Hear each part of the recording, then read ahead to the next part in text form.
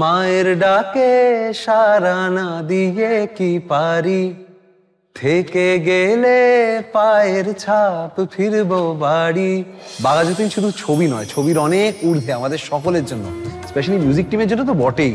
22 ঘন্টা টানা vocal choir recording, চেন্নাইতে গিয়ে লাইভ অর্কেস্ট্রা রেকর্ডিং, একসাথে প্রচুর পারকাশনিস্টদের নিয়ে লাইভ ড্রাম টেক্স বা লাইভ পারকাশন টেক্স, সেখানে ইউকেতে মাস্টারিং।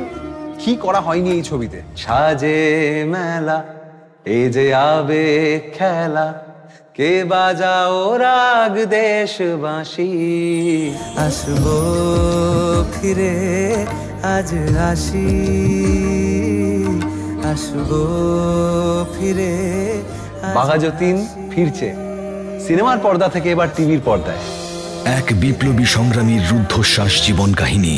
জলসা মুভিজ প্রিমিয়ার বাঘা যতীন 28 জুলাই রবিবার সন্ধে 7টায় জলসা মুভিজে।